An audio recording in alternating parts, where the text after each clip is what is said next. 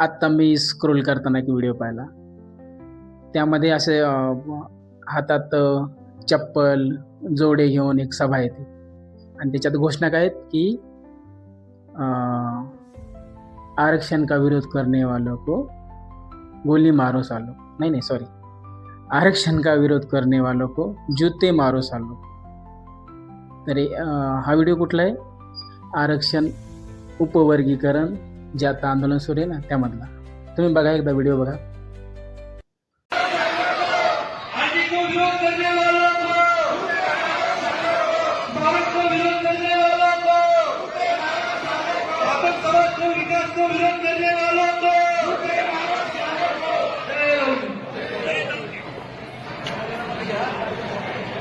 सर्वांनी आपापल्या जागेवर उभं राहायचं. बरं, मागणी काय आहे की SC आरक्षणाचं उपवर्गीकरण झालं पाहिजे.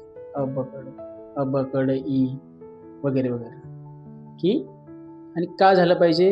कारण की आरक्षणाचा म्हणजे सगळ्यात जास्त जो लाभ आहे ना तो महाराणी म्हणजे पूर्वाश्रमीची महार आताच्या बौद्धांनी घेतला, बौद्धांनी खाल्लं. सगळं आरक्षण SC मधलं 59 जातीचं बौद्धांनी खाल्लं.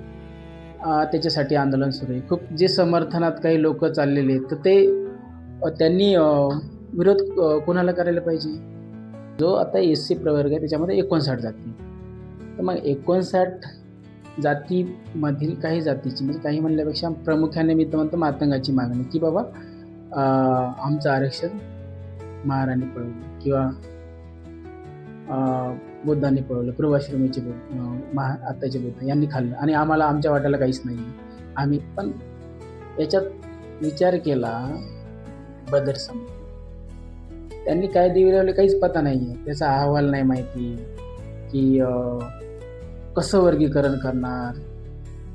SC प्रवर्गामध्ये ज्या 59 जाती, मग त्यातल्या किती जातीने किती लाभ घेतला, कुठल्या जाती पुढारल्या, कुठल्या जातीला कमी लाभ झाला, कुठल्या जातीवर अन्याय झाला, हा काहीतरी त्यांनी अहवाल बनवला होता. तो अहवाल काय अजून तो काय माहीत नाही, कोणालाच माहीत नाही. आणि इकडं भांडणं लागलेत सोशल मीडियावर, हे याला बोलते ते त्याला बोलते की तुम्ही जी मागणी घेऊन बसला आहात की आम्हाला आरक्षण उपवर्गीकरण झालं पाहिजे बाबा, आमच्यावर अन्याय व्हायला, तर तुम्ही विरोध कोणाचा करता हा विचार करा ना.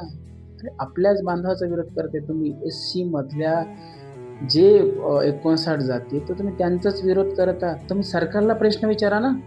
ह्या गोष्टीत सरकार दरबारी येतात. आता विरोध करणारे तर विरोध करणारच आहे आणि समर्थन करणारे